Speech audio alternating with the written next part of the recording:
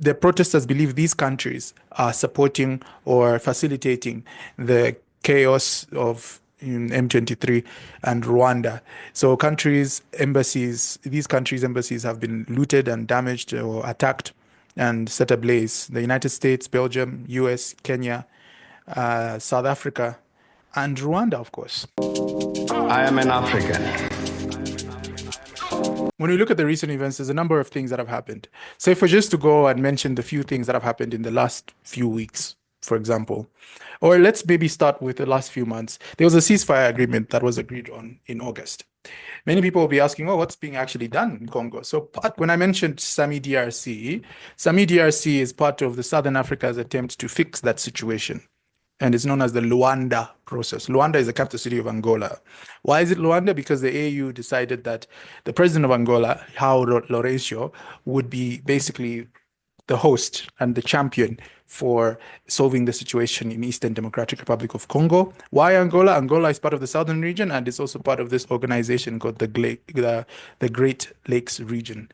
There's a regional bloc called Great Lakes region. So countries like Congo, Tanzania, Zambia, all the big lakes like Tanganyika, Lake Victoria, many of those countries are involved in it. So Luanda is basically the person they have trusted to deal with and mediate between the DRC and Rwanda. So they've had various meetings. They've had dozens of ceasefire attempts. And this is the August 2024 one is the latest one. And they were supposed to meet in December. But last minute, Rwanda decided not to attend because some of Rwanda's conditions, Rwanda did not feel that Congo met the conditions to meet again. And the president of Rwanda, Paul Kagame, actually said in his annual press conference where he said, I'm not just going to, and I'm paraphrasing, I'm not just going to go there and sign pieces of paper and no one is committing to anything.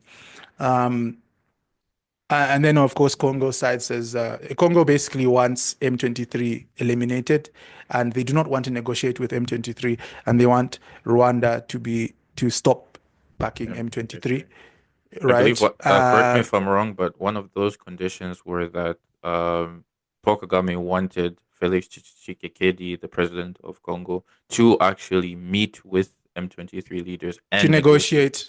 However, Felix Tshisekedi said that he would not negotiate with rebels. Basically, the same sort of this similar narrative that you see with maybe Western governments that say we don't negotiate with terrorists. Yeah. So from Congo's vantage point, this is a terrorist organization.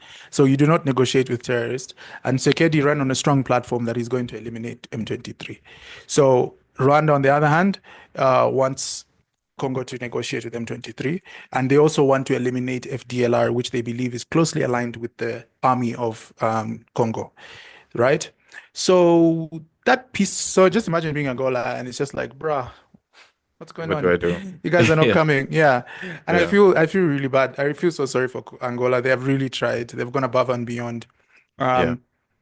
So now come next year, come 2025, right. You have in the past week, so this is the week of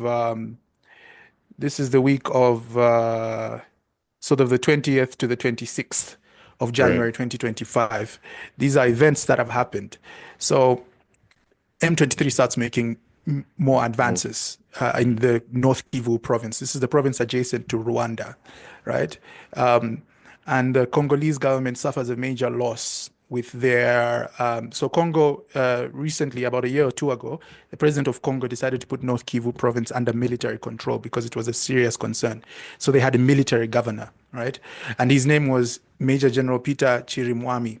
According to the UN Special Report, Rwanda strongly believes he's an affiliate or closely aligned with the FDLR, or cozy at least, to say the least, with FDLR. So he was killed. He was killed on Friday, in 25th January, by M23, who Congo believes is backed by Rwanda. And actually, UN experts also believe the M23 is backed by Rwanda.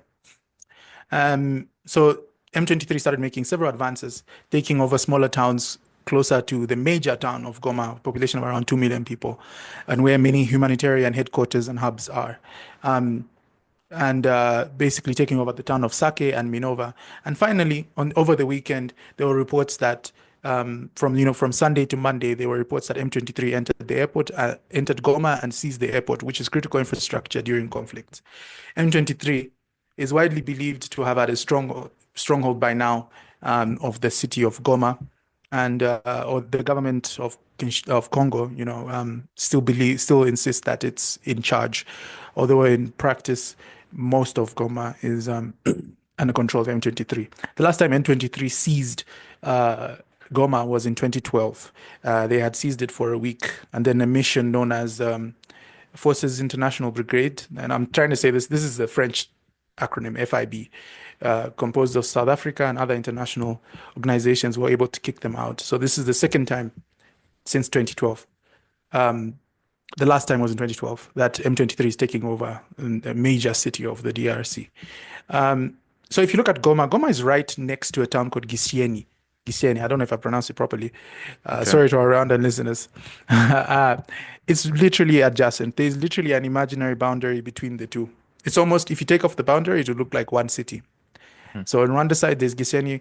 On the DRC side is the big town of Goma. So on Sunday, there was a UN Security Council emergency meeting. So the UN Security Council is a major decision-making body for the United Nations with 5 permanent members that, we all know. Well, so, and then on Tuesday, there was an AU Peace and Security Council meeting. So the AU Peace and Security Council is sort of the equivalent, but on an African level, of the UN Security Council. So the AUPSC, right? So both the UN Security Council and the AU Peace and Security Council met and had emergency meetings. So in both statements, you can see that there is a concern for humanitarian situations. In fact, in the last week, 300 to 400,000 people have been displaced in all of the moving and shaking. 15 peacekeepers. There's strong condemnation about the peacekeepers who have died. Remember, SAMI DRC is there, MONUSCO is there, thousands of troops, some soldiers, some police, some civilians. So when you have troop deployments, you have different types of people, right? Some are Yeah. civilian experts, maybe dealing with mental health. Some are actual soldiers dealing with, full-on bullets defending Yeah. civilians.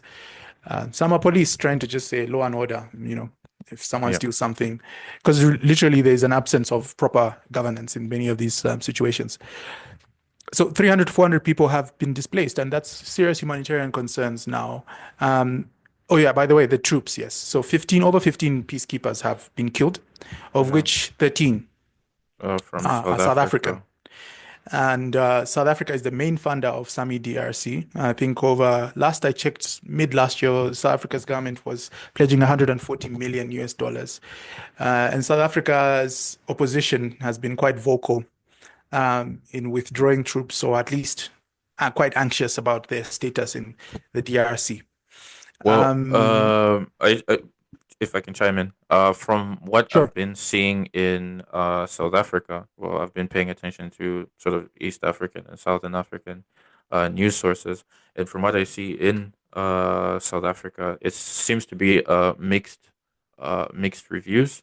I think as the numbers started to climb, a lot of people are calling for more pressure.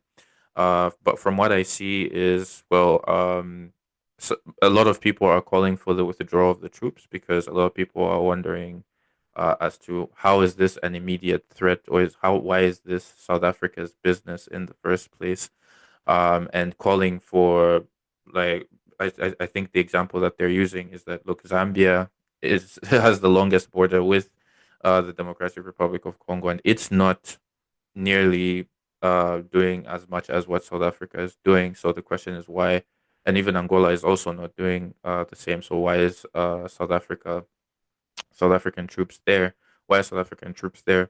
And then, but most people are calling for the withdrawal. I think that Julius Malema, who is the leader of an opposition party called the EFF, and he basically was reprimanding the government of the day, which is the ANC, uh, basically telling them that they had sent them there without proper equipment, without, uh, yeah, basically without any much enough equipment, and also basically stating that this is uh, clear evidence that the South African national defense budget has been basically misused and also not been enough.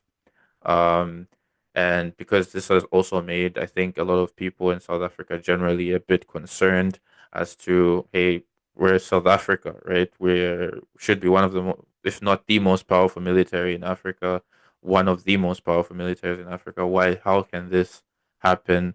How can this happen to a country like South Africa? And then on the flip side, what you have is people are feeling basically with the same feelings of how can this happen. It's like uh how can you let this happen without a response? Because there was a bit of time between the events happening or the deaths occurring, and then the president of South Africa basically giving a response, and then also the minister of defense. I think with the issue in South with the South African forces, the Defense Minister Angie Motshega, I hope I've pronounced that correctly, but she gave a response, I believe, this afternoon, basically stating that what had occurred, because, as I said, as Zenge had mentioned, the Southern African Defense Forces, with South African Defense Forces, sorry, were mainly there for peacekeeping and law and order and that sort of a thing.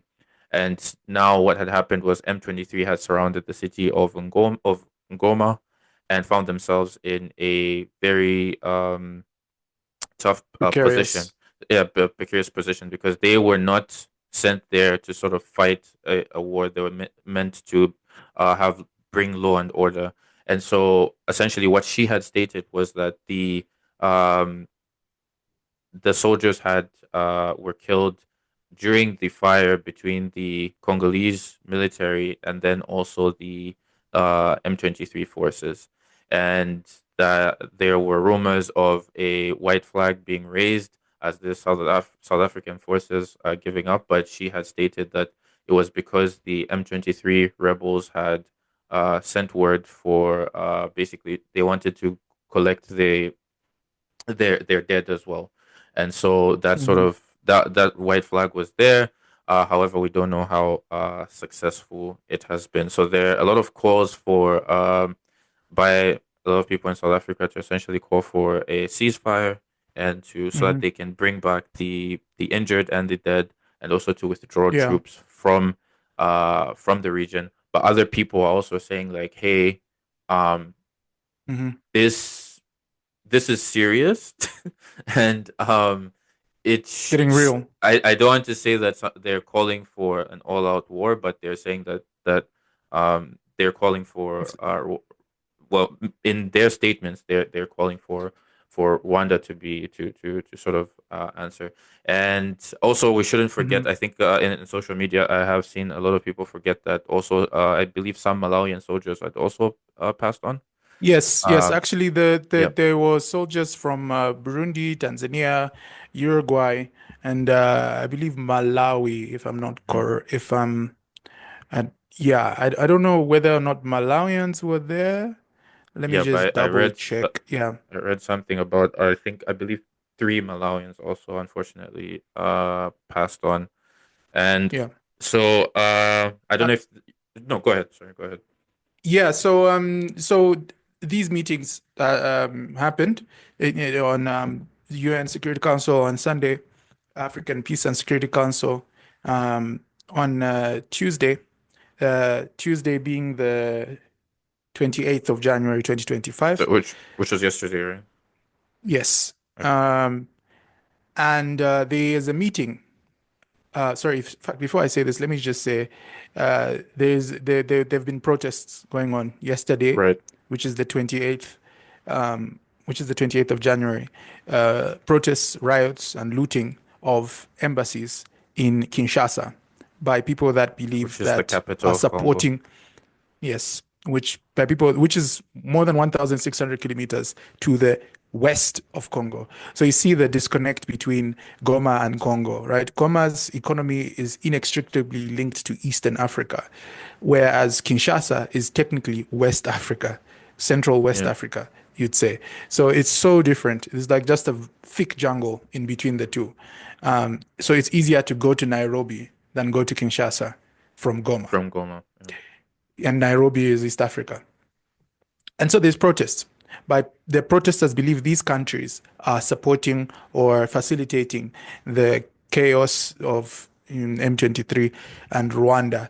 So these countries' embassies have been looted and damaged or attacked and set ablaze. The United States, Belgium, US, Kenya, South Africa, and Rwanda, of course.